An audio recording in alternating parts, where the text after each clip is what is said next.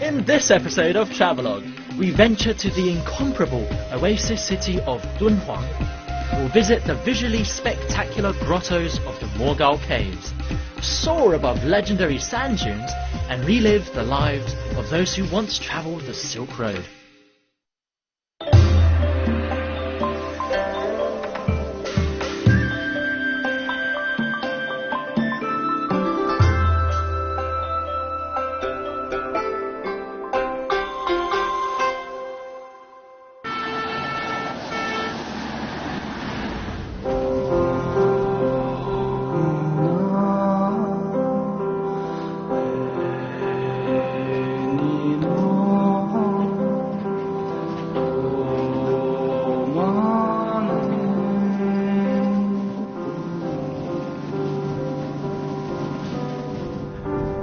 Travelling towards a dream built upon the glories of the Silk Road, a dream of an oasis city in the middle of the desert that brought around the ideas, religion and art of ancient civilizations and captured the hearts of people all around the world, including my own. I'm Taran, welcome to Travelogue and welcome to Dunhuang. Dunhuang lies in the northwest of China, in Gansu province. Today it's just a 3-hour flight from Beijing, and in ancient times it sat on a critical part of the Silk Road, the Hexi Corridor. It was through here that trade left China and went west to Europe. It made Dunhuang an oasis where fantastic ideas were born and dreams turned real. This entire place is the #1 reason people come to Dunhuang. This is the Mogao caves, and it comprises of hundreds of Buddhist grottos, and it's here that you can see how Chinese history, how Chinese civilization, religion has developed over thousands of years. And to be honest, it's all a bit mind-blowing. So I've got my ticket, but there is one thing you need to know. Unfortunately, you're not allowed to bring any bags, any phones, any cameras, no iPhones inside, so you can only see it with your eyes. But I'll tell you how amazing it is when I'm back out. For 17 centuries, the 735 grottos of the Mogao caves have been protected by the extreme dryness of the surrounding desert.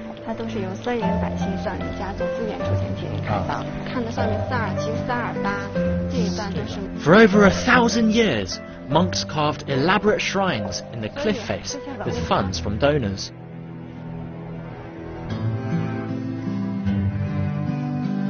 Inside, the artwork showed how the Silk Road brought East and West together.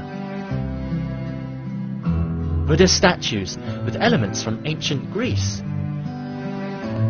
and Feitian, Hindu and Buddhist goddesses with wings like angels.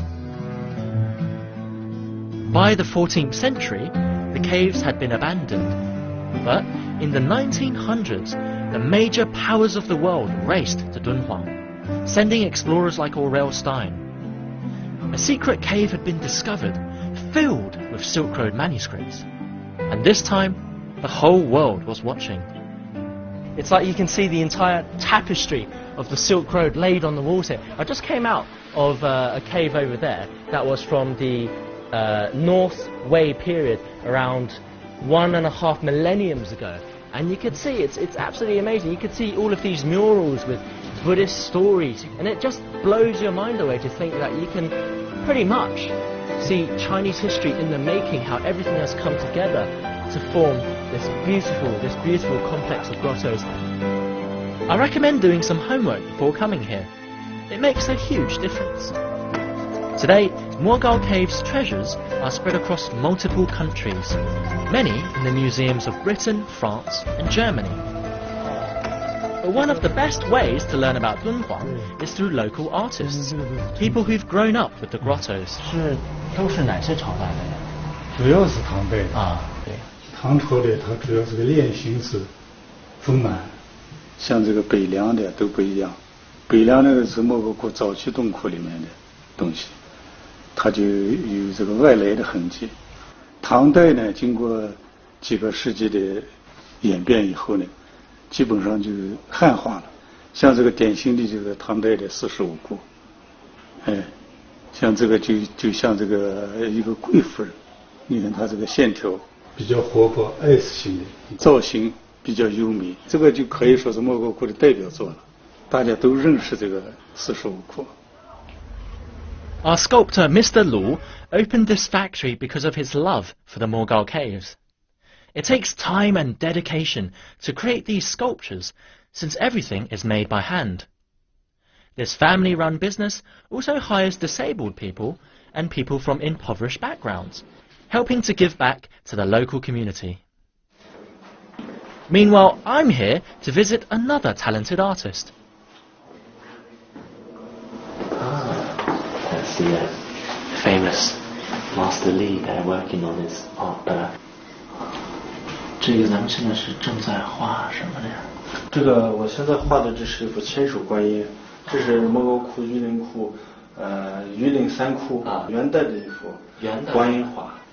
我们知道中国传统的这个绘画，它主要就是以线造型，西方呢就是以色或者以面造型。这幅作品当中，这个线条它就是所有的粗细不匀的线条组成了这幅画。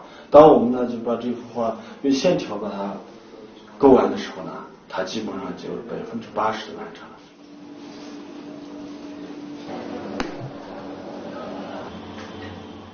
To make his paintings as faithful as possible to the original fresco, Mr. Li goes to the mountains that house the Yulin grottos. There, he finds the same minerals to use in his paint as those used in the original centuries ago. Right, time to head to the Dunhuang Arts Theatre for some evening entertainment. So it's not enough just to see the Feitian on the frescoes at Dunhuang, but you've got to see them in real life too. These lovely ladies are Feitian, or Apsaras, as they're known in English.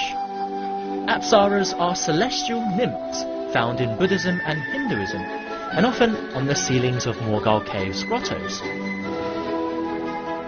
We're watching a fight between good and evil, a modern interpretation of one of the Buddhist stories found in the grotto frescoes.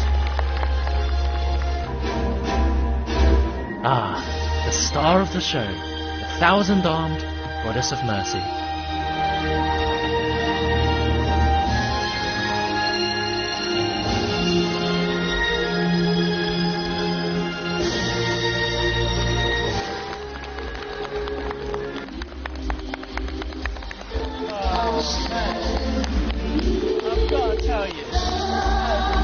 Absolutely incredible performance. I mean, I've got to say, you can't imagine that hundreds of years ago back on the Silk Road, all of the grottos, the murals in the grottos would have been translated so well into modern day. I bet the painters of the frescoes would go wild. Absolutely amazing.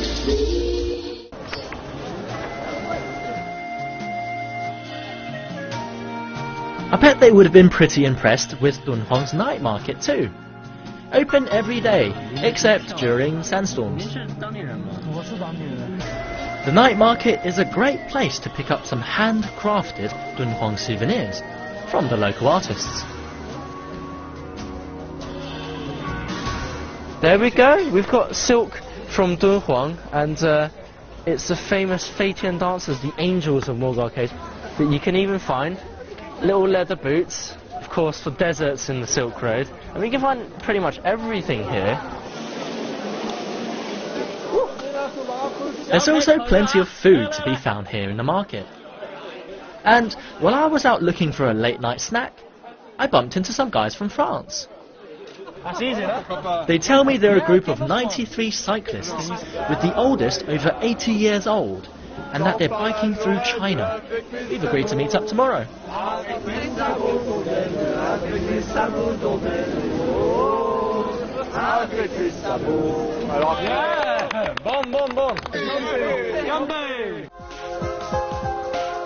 Coming up next, we'll cheer on a different kind of Silk Road caravan, fly like an eagle across a sea of sand, and sample a rather unique local delicacy. In this episode of Travelogue, we venture to the incomparable oasis city of Dunhuang. We'll visit the visually spectacular grottos of the Mogao caves, soar above legendary sand dunes, and relive the lives of those who once travelled the Silk Road.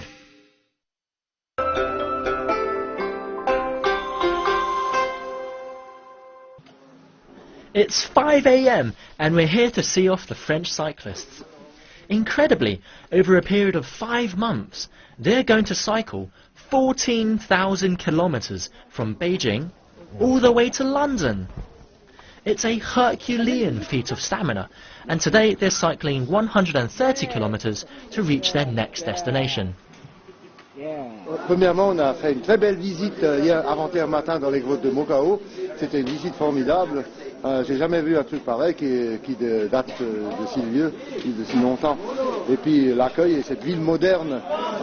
On a passé un très bon séjour à Dunhuang. C'est une ville qui est très attirante pour les touristes. Il y a plein de choses à faire, plein de choses à visiter. Alors on peut y passer quelques jours très agréablement. C'est très animé. Et puis, dommage de repartir maintenant. Comme on va rouler ensemble pendant un petit moment.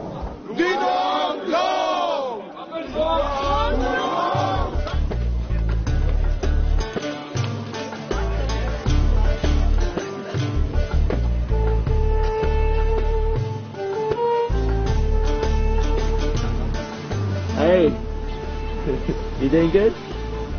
You know, I think it's fantastic what these guys do.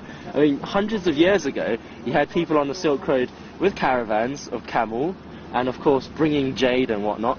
Now, in the modern day, it's a different kind of caravan. I mean, you've got a caravan of cyclists, but they're bringing not only their culture and the language, but of course bringing lots and lots of memories along this trip as well. So you've got a modern day Silk Road right here, right now. Bon voyage! Hello! Oh. Not far from town are the Mingsha Dunes, one of the main attractions of Dunhuang. Stretching on for over 40 kilometers, they're a startling reminder that Dunhuang really is a desert oasis. And inside all this sand is the Crescent Moon Spring. Incredibly, it's never been filled over, despite all the sandstorms. No doubt a relief for early Silk Road travellers. Yeah, actually I read a couple of books about the region. Okay. About Oral Stein. He stayed here for, I don't know, 40, 50 years. And he actually died on his way going to Kabul. You're enjoying his footsteps, has it? It's really a gorgeous place, very unique.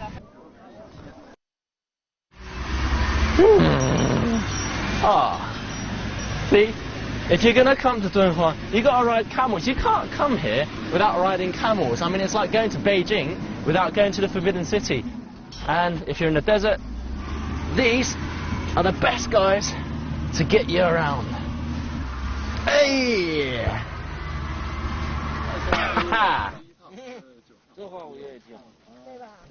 It's an amazing feeling to be out on the dunes, but do make sure you stay hydrated. Ample sun cover is a must, since the sunlight also reflects off the sand. The wild, vast desert. I have to say, it's almost hard to believe that you could find a desert this big just within 3 kilometers of town. I mean, it's almost within a stone's throw. But it just goes to show that Dunhuang was such an important oasis city back on the Silk Road. I mean, even to this day, people are still flocking here to get on the camel caravans. Wide, vast desert. Oh, Dunhuang, you are mine! This desert fills me with a sense of awe. But for explorers like Aurel Stein, every day must have been a struggle between life and death.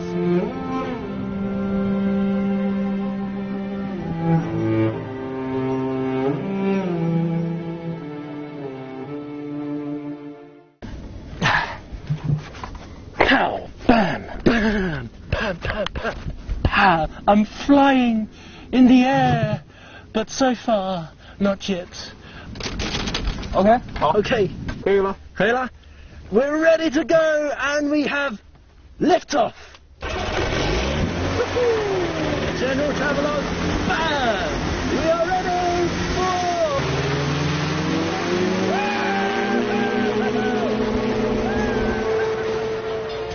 This is the ultimate experience, hang gliding over the Mingsha Dunes. Although it feels like I'm sitting on a shaky motorbike with wings, the view is unparalleled. The immense desert and the infallible crescent moon spring.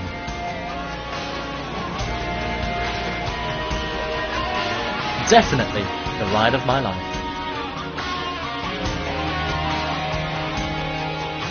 But if you prefer a more grounded view of the dunes, head on over to the Silk Road Dunhuang Hotel.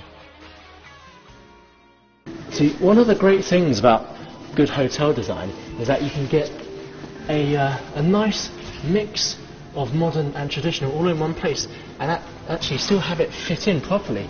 I mean, if you look up there, you've got these kind of modern murals of both Chinese side of the Silk Road and the ancient Greek side of the Silk Road. I mean, you can see all of the Chinese emperors and whatnot, and over there you've got lots of Roman columns. You can see the terracotta army, and I was looking at this earlier, you can even see the pyramids of Egypt, the Sphinx. So this place basically has the entire Silk Road route completely within this hotel.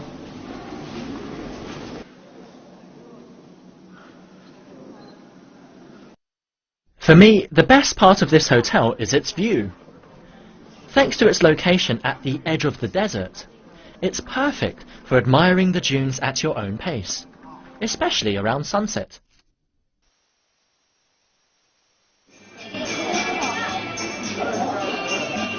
I'm starving. Time to refuel. I'm here to try a local delicacy, donkey noodles. Admittedly, this would be the first time for me to eat donkey. But the real reason why this dish is so popular is because of its noodles. To make it extra elastic, a local desert plant called penghao is added to the dough. This makes the noodles so strong they can be stretched to the end of the room, like so. The end result is a perfect bowl of al dente noodles that apparently also help digestion. I can't wait to dig in. So every place has its own specialty.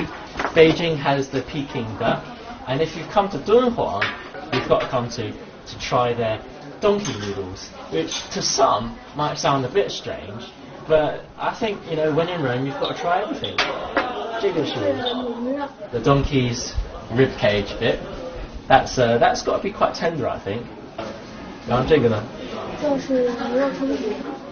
think this one's probably the best of all of them. But, of course, the most important part of donkey noodles.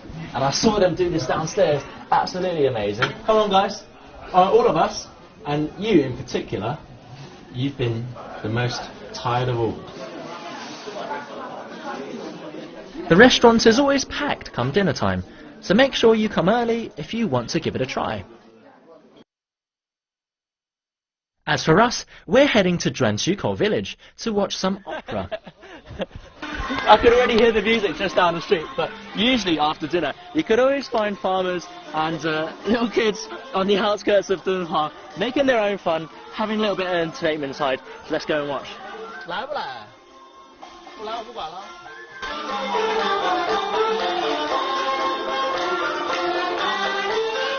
We're watching Quzixi, grassroots opera. The opera is based on everyday events and popular throughout northwest China. Here in Dunhuang, it's sung in the local dialect, a mix of immigrant languages thanks to Dunhuang's colourful past. 他们在讲什么你知道吗？放牛呢。蹦蹦蹦。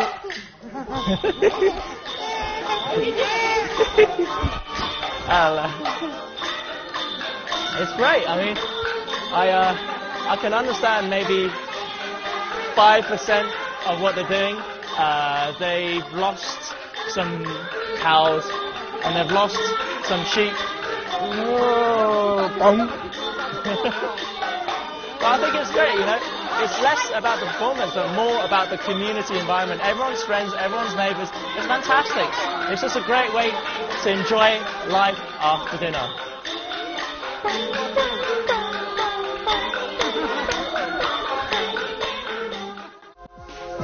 Coming up next, we head towards the old western frontier of China, but not before we discover the ruins of an ancient city and check out an oasis in the middle of the desert.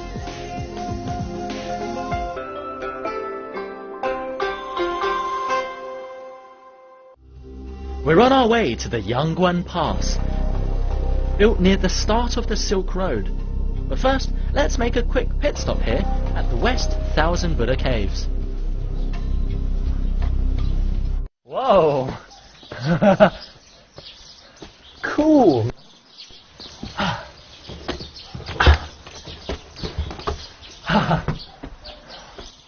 Hey! This is what I call a grotto. Back in the days, on the Silk Road, this western side of the Thousand Buddha Caves was directly on the route from Dunhuang to Yangguan, which back then was at the westernmost edge of China. If you left Yangguan, it was a completely different world out there, outside of Chinese territory.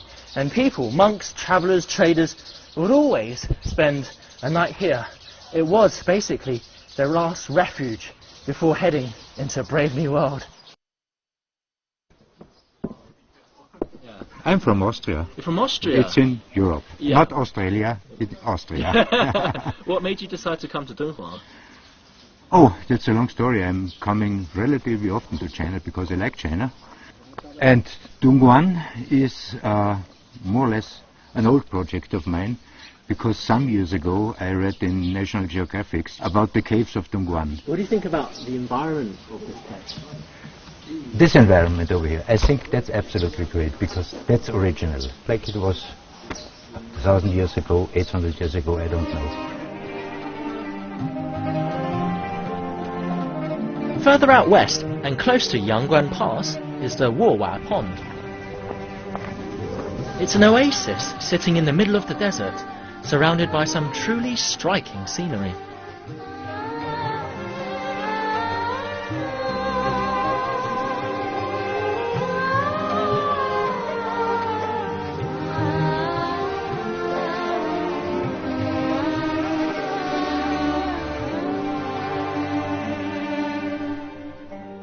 Thanks to its natural springs, it's a haven for local wildlife and the shepherds that tend to their flocks here. But most importantly, it's an essential source of water in an otherwise arid region. The reason why Dunhuang and every single oasis city on the Silk Road were placed where they were, it's very simple. It's because of water. Because without water, you can't have life. It's essential for humans, for animals, for plants, for everything. And every single city that thrived was because of this one simple thing. Of course, you need something to guard it, and that's why Yangguan was placed there, over in the northwest, and also why the town nearby has flourished too. This was the site of Longle, a town that once flourished during the Han Dynasty, 2,000 years ago. 它规模是多大？这占地面积，这个城池有11万多平方米。咱们现在在城内了。对，你看，这一片，这是一个长方形的城池。墙上好像有那种马蜂窝一样。哦。那其实用那个夯锤一下一下夯成的，这样的话，这个墙体呢就非常的结实。所以2000多年了，雨呢。 为什么把它冲刷不了？ This town was once a thriving center for trade. My guide tells me that an archaeological excavation is being planned. But if I were to grab a shovel now and dig anywhere, I'd likely find valuable pieces of history buried beneath the sand. But we're finally here, the road to Yangguan Pass.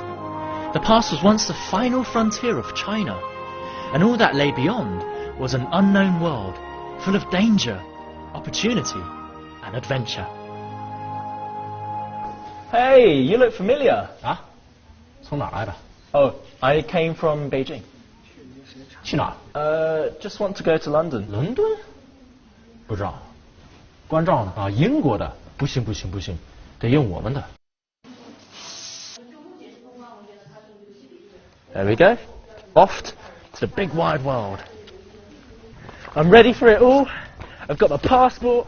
I've got my horse. I've even decorated him. He's so beautiful. And all I need now is to get out of... I've got my passport, look. See? Yeah. All I need now is to get out of this door. I grab my stamp. And I'm ready to go. It's a big wide world out there, and it's all for me to discover. Thank you. Cheers. Time to discover the world. Do you know, I think I've completely rediscovered the Silk Road again.